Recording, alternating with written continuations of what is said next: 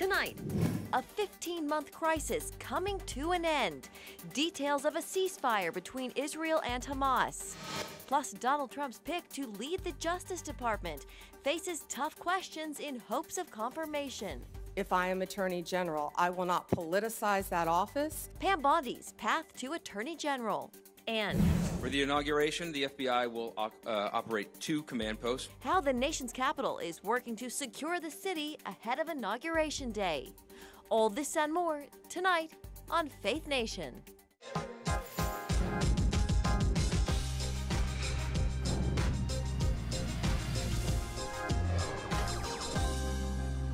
Israel and Hamas officially agreed to a ceasefire. Welcome to Faith Nation. I'm John Jessup. And good evening in Washington. I'm Jenna Browder.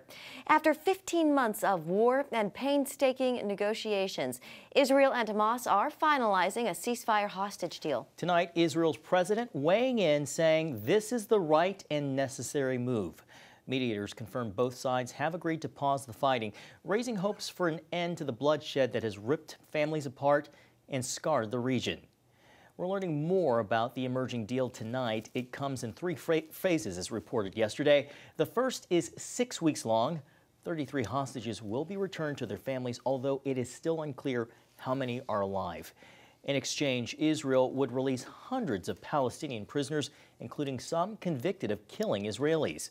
The IDF would also pull back from population centers to allow displaced Palestinians to return to their homes and receive an influx of aid. Next comes the phase 2, the most difficult. It includes the release of all remaining hostages and the IDF's withdrawal from Gaza. The third phase calls for the start of major reconstruction inside the Strip. Earlier today, President Biden applauded the news. And I'm proud to say Americans will be part of that hostage release in phase 1 as well. And the Vice President and I cannot wait to welcome them home. Israel's Security Cabinet is set to convene tomorrow to officially approve the deal. Then it goes to the wider government before a 48-hour window for legal objections before the first phase is implemented. For more, let's bring in Jonathan Conricus, a former IDF spokesman and senior fellow at the Foundation for Defense of Democracies. Jonathan, welcome. So what's your initial reaction to this agreement?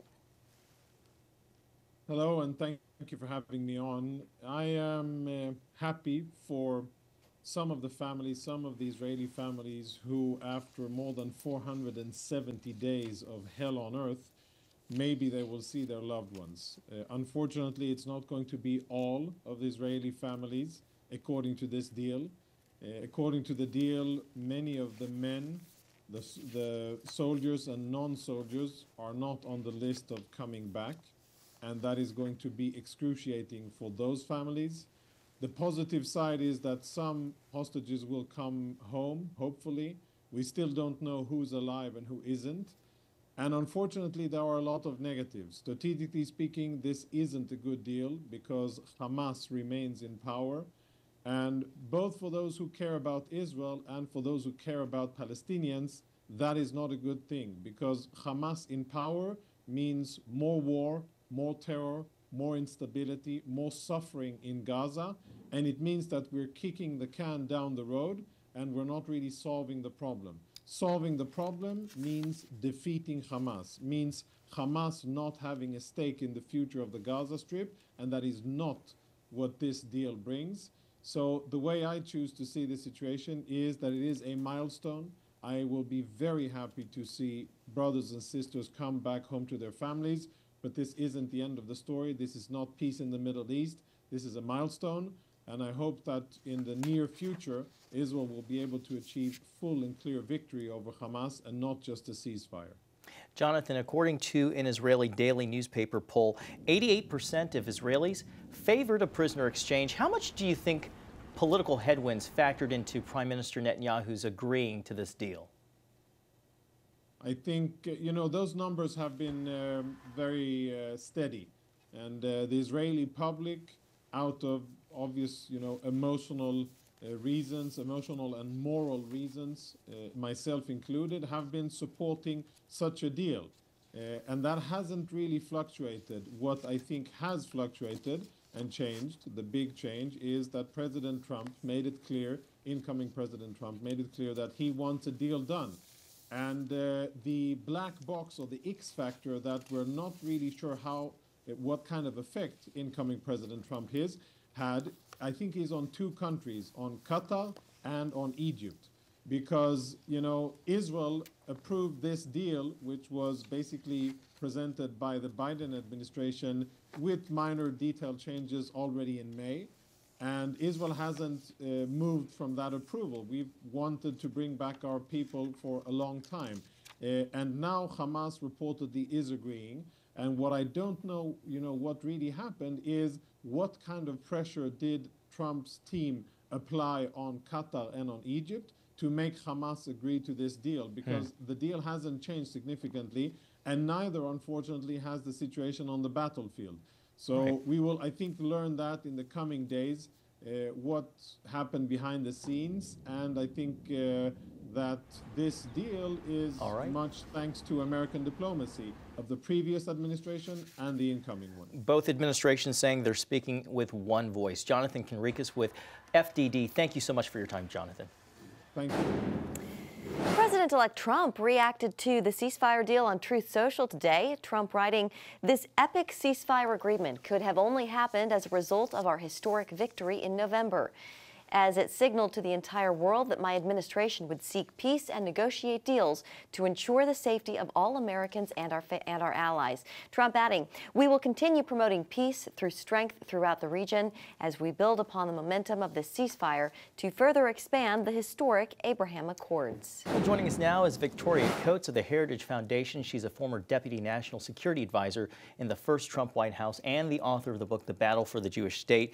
Victoria, welcome to you. So Trump has said in more colorful language that Hamas will pay severe consequences if it doesn't release the hostages before he takes the oath of office.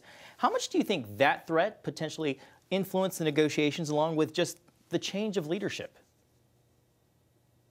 Oh, I think it was decisive. I was in Israel when President-elect Trump, made his original statement in early December, and it was like a breath of fresh air. I think all Israelis who, as that polling that Jonathan was just discussing, this has been a national crisis, a trauma for everyone in Israel to know that so many of their brothers and sisters have been held under these cruel circumstances, and to finally have an American leader come out unambiguously and put the onus for this on Hamas, on the people who took the hostages. So let them go, not bring them home. And I think that's when the situation really started to move. And as we've gotten now within days of President Trump's second inauguration, I think that has motivated Hamas to, yes, make some concessions. I agree. I have some skepticism about phases 2 and 3 of this deal. But certainly getting them home and having this happen on Sunday would just be a great thing for Israel and for the United States. Victoria, Trump has talked a lot about expanding the Abraham Accords.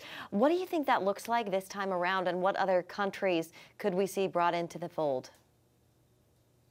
Well, potentially this deal could have a lot to do with that, because a number of countries that are interested, the big one that everyone's talking about is Saudi Arabia. That would be fantastic, of course, when that deal happens. There are others who could consider an Abraham Accords style deal, but getting some resolution to Gaza would make that a whole lot easier. And even if, as Hamas is likely to do, they violate the ceasefire agreement, Israel can at least say, look, we tried. We offered them something. We gave them a path. They keep refusing it. We can't give them a veto over peace. So I think just getting to this deal was itself a strategic step toward getting to additional Abraham Accords style deals. And with a president like Donald Trump, in whom both our Arab partners and allies and our Israeli allies feel, a great deal of confidence, I think those deals could come pretty quickly. Just a few seconds left. Another big regional player, Victoria, as you well know, is Iran. How do you think Trump is going to handle relations with Iran moving forward if he returns to his maximum pressure campaign? How might that affect regional stability? In just a few seconds. Well, I think it would be welcomed by the region. I think he'll take a very strong line on Iran. I think he'll take a very hard look at what they've been doing with their nuclear program, and they clearly are deeply concerned about his return. And from my perspective, that's a good thing. All right, Victoria Coates with the Heritage Foundation. Always nice to see you. Thank you, Victoria. Thanks, Victoria. Thank you. Here in Washington, another big day on Capitol Hill as President-elect Trump's cabinet nominees face their Senate confirmation hearings. And that includes Attorney General nominee Pam Bondi. CBN's Michelle London has been following her hearing and brings us the very latest. Michelle. Well, John, Jenna, in kicking off the proceeding, Senator Chuck Grassley made it clear he believes the president-elect's choice nominee is highly qualified to become Attorney General. He also believes that she will reestablish credibility to the DOJ. Her experience and performance as Attorney General, prosecutor, and community leader speaks volumes about her character and her dedication to the rule of law. In a room filled with supporters, including 16 family members, the former Florida Attorney General worked to persuade senators that she will make America safe again. My overriding objective will be to return the Department of Justice to its core mission of keeping Americans safe and vigorously prosecuting criminals. And that includes getting back to basics: gangs, drugs, terrorists, cartels, our border, and our foreign adversaries. As questioning began, Democrat senators wasted no time addressing their concerns. Senator Dick Durbin focused on Bondi's views on fairness surrounding the 2020 elections. Do you have any doubts that Joe Biden had the majority of votes, electoral votes, necessary to be elected president in 2020? I was on the ground in Pennsylvania, and I saw many things there. But do I accept the results? Of course I do. Do I agree with what happened? And I saw so much. You know, no one from either side of the aisle should want there to be any issues with election integrity in our country.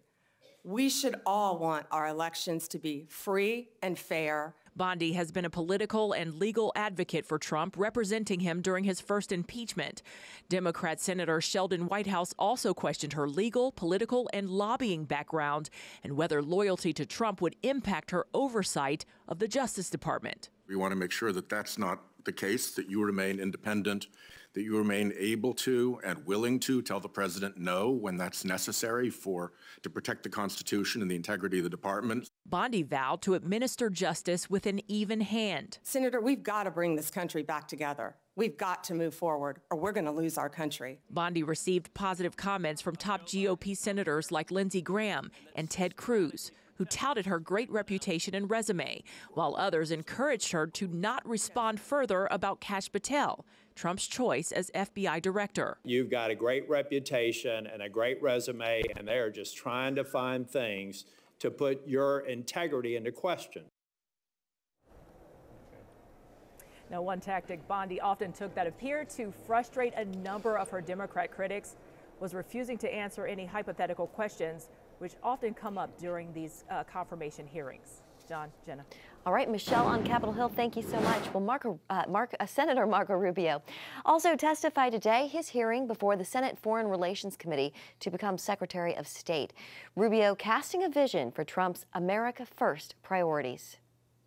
How can America promote the cause of peace on earth if it is not first safe at home? What good is America to our allies if it is not strong? And how can America help end the suffering of God's children across the world if it is not first prosperous here at home? Rubio's nomination as Secretary of State is expected to sail through confirmation without any issues. Coming up, securing the nation's capital, how Washington, D.C. is preparing for Inauguration Day.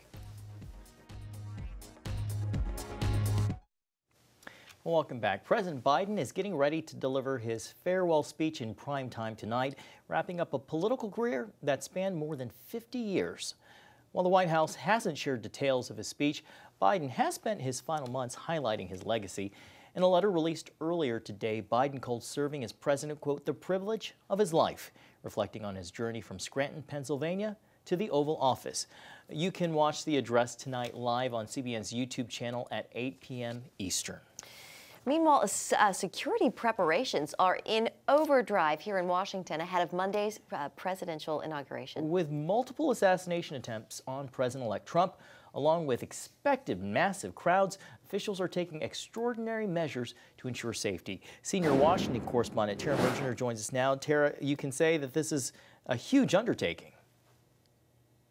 Yeah, John and Jennifer, it includes law enforcement pouring in from all over the country to help. And this massive plan is not just to protect the inauguration itself, but everyone who attends it.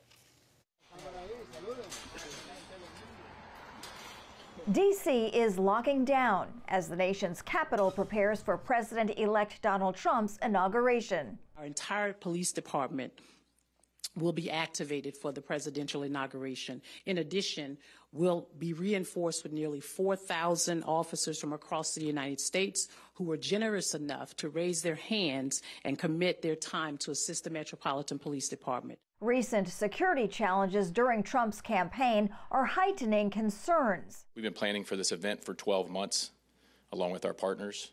It's an ever-changing threat environment, and so we stay flexible. Monday's inauguration follows a turbulent election season, including 2 assassination attempts on Trump and the New Year's Eve incidents, a truck attack in New Orleans that killed 14, and a Tesla Cybertruck explosion outside a Trump hotel in Las Vegas. All of these shaping security measures for Monday, including 30 miles of fencing, 25,000 officers, and vehicle barriers creating a 2-mile security zone from the Capitol to the White House. The biggest threat, I think, for all of us remains the lone actor.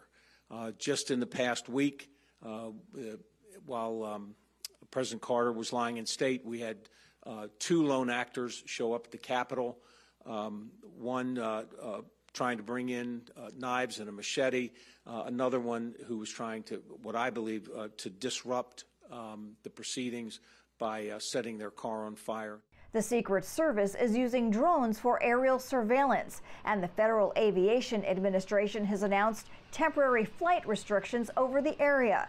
National Guard troops and out-of-state officers are reinforcing checkpoints to screen attendees. Security officials have also warned police nationwide about potential copycat attacks. For the inauguration, the FBI will operate 2 command posts, one at the Washington field office and one at FBI headquarters.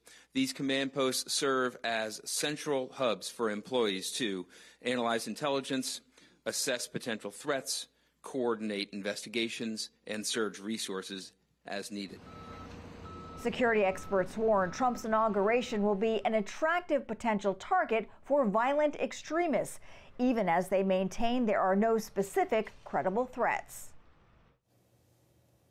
And 250,000 ticketed attendees are expected at the inauguration. Law enforcement is also preparing for protests and rallies over the weekend, including an anti-Trump march and a Trump rally at Capital One Arena. John and Jenna, lots to keep an eye on. Lots to keep an eye on and the destination to be. Well, coming up, powerful winds threaten to spark more flames, putting millions on edge in Southern California. The effort to provide relief to the men and women fighting the fires, next on Faith Nation. Download the CBN News app.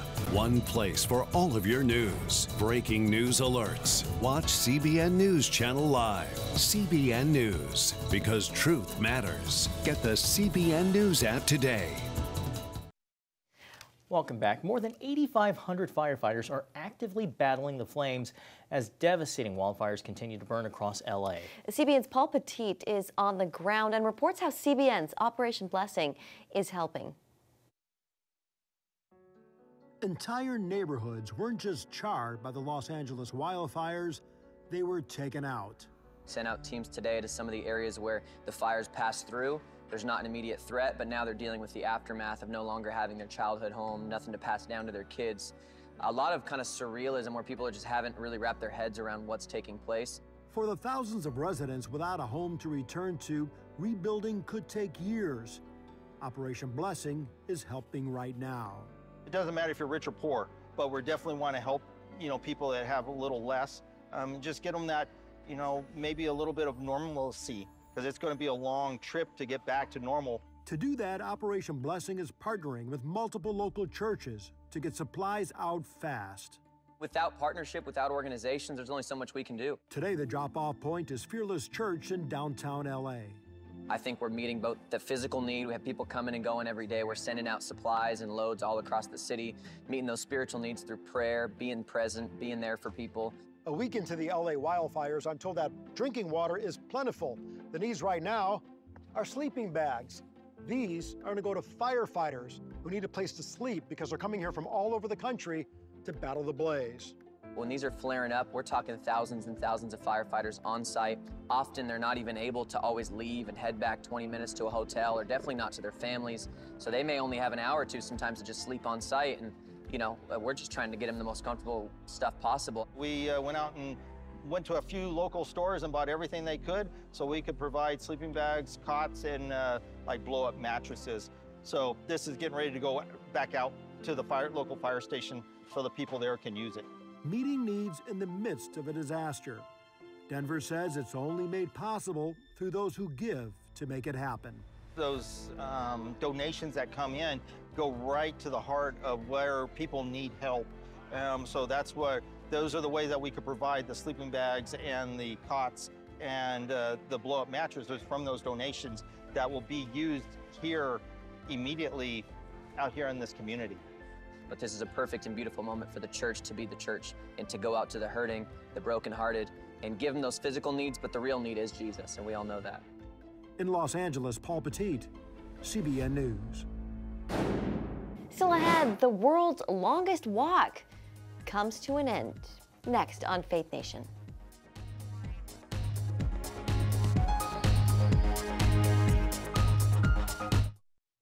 Finally tonight, the legacy of the world's longest walk. That's right, author Blessed, a man known for carrying a cross around the world for 56 years, died on Tuesday. Blessed holds the Guinness World Record for the longest ongoing pilgrimage. He walked over 43,000 miles and visited every nation on all 7 continents, and he did it all with a 6-foot wooden cross on his shoulders. Alongside his wife Denise, Blessed shared the gospel message with the world, completing his final mission on earth at 84 years old. And I watched a video that him and his wife had put out upon his death, and they talked about fulfilling the call of the evangelist. It was his mission just to share the gospel. Well, he did that and then left an incredible legacy. Life well done. Yeah. Thanks for watching. Have a great night.